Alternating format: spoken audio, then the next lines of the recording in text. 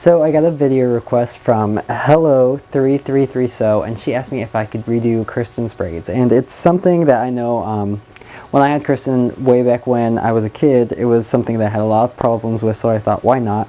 So here's my only Kirsten that has her hair down, and it's still kind of curly from the pin curl video. And then I have another Kirsten here, and her braids are original, and I thought I would use her kind of as the standard so we could see what to do.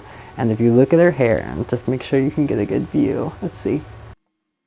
If you look at the back of her head, you see how nice and perfect her braids are, and you can see the ends are nice and shucked off. And if you take her hair out of the braids, it's something you'll never get those ends to be perfect the way they were when they first came. But you can come close, and anyway, so I thought I'd get started. So I'm just going to take out all these little pins from her last hairstyle. And I'm going to brush her hair out. And it's one thing you should start out with a Kirsten who has tangle-free hair, and I know her hair is kind of wavy when you take it out of the braids, and it kind of makes it hard to manage.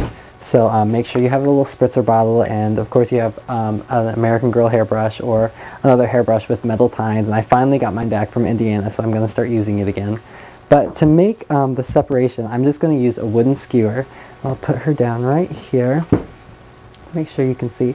But I'm just going to go right down the middle of her head, starting at this little dot right here, and then I'm going to go straight down. And one of the things that's special about Kirsten is, you know, she's got all these shorter hairs right in the middle of her head. And you want to try and make sure that your part goes right down the middle of these shorter hairs so that the part looks right. And I'm sure you all know what I mean by that, because that's the hardest part, is getting all the short hairs right in the middle. So I'm just going to use a wooden skewer to go down and kind of separate her hair down, make a nice straight part. Her hair's kind of tangly right now. So I'll just go down and then separate from the two wooden skewers. And you want to use something that's kind of pointy, not a pin, especially not with its marking side out. So just go through and brush your hair on either side. And then you want to brush out the side that you're going to start with, and make sure you always start at the ends. This just makes it easier starting at the ends.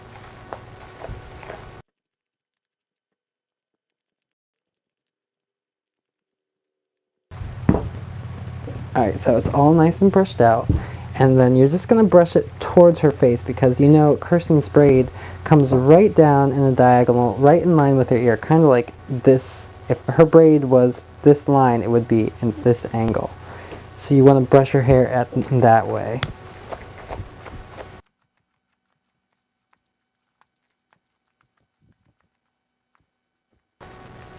And then you're just going to separate it into 3 equal sections.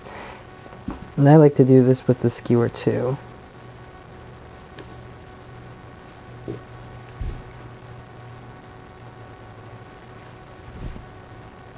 Those feel about right. And then you're just going to simply braid up. And I always like to start with the section of hair that's towards the back of her head. And it comes up, because this keeps it nice and tight. And it comes up, and then you go over with this hair from the front of her head, and you make sure that all of the hair is away from her face. So that's just how I like to start. And then you just simply braid. And I always like to hold the piece of hair that I'm pushing this next outer layer of hair over. And it's pretty easy. Just brush if you need to. And then braid not too tight, but as neat as you can.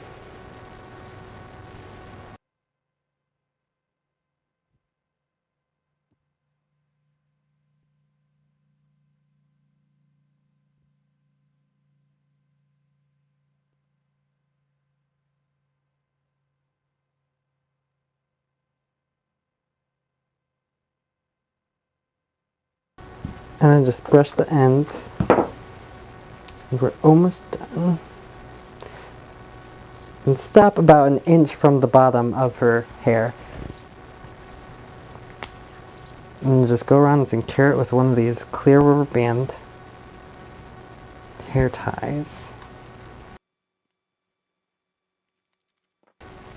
And there, that's one. And you can kind of play with it just to Make sure it's a nice even braid. And then you move on to the other side and do the exact same thing, but it looks good so far. So then you just brush this side out, and it's a lot of brushing. I probably should have done this before I started making this video, but bear with me, I'll speed it up.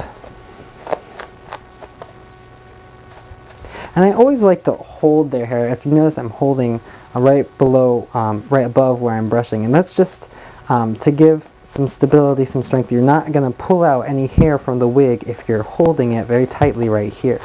Or not as much hair from the wig, I should say.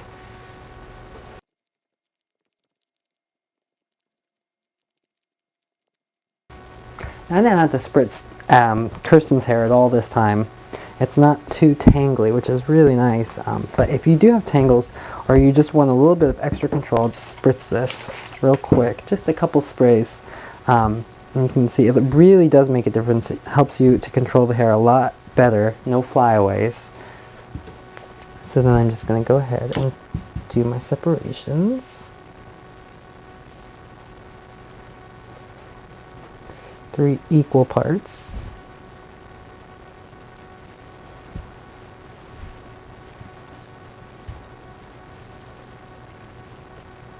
Just going to brush this one into place.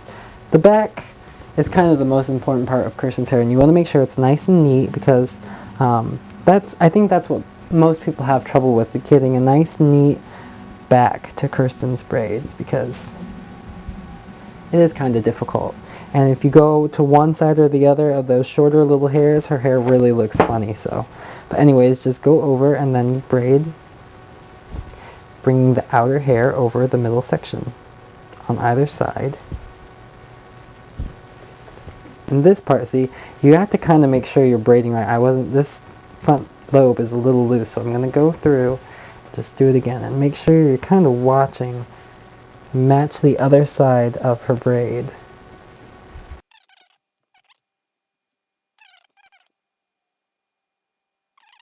Because you don't want this bottom to be any looser than the top, otherwise it won't look good. Forgive me for using my teeth, but they really are good in this case. For doll hair at least, not if you're doing your friend's hair. Or maybe she's not looking. But anyways, so now we have Kirsten's braids, and they look pretty good. They're nice and even. Let's see. The back looks really nice too. Let's see. Yeah, the back looks good. The braids look good. Sorry, there's a camera right here, just in case. Trying to make sure you get a good view. But now you're going to go and put on her ribbons. And I'm going to take these braids out because I don't want her hair to get crinkly. I don't like how wavy her hair is. But what you do for this is you just take her ribbon. Let me move Kirsten a little bit. And you just cross it once around the bottom of the braid. And this is to get her hair back in the loops. And you just go down. And you bring this up. And you kind of hide her ends up against her face, and then you tie a little bow. And like I said, once you take her hair out of the braids that first time, her ends will never be shucked off looking again. You just can't get it back. So if you want her to stay that way, you have to leave her in the braids her whole life. But you know, you can make do redoing the braids. It's not so bad. I'll just do the other side here really fast.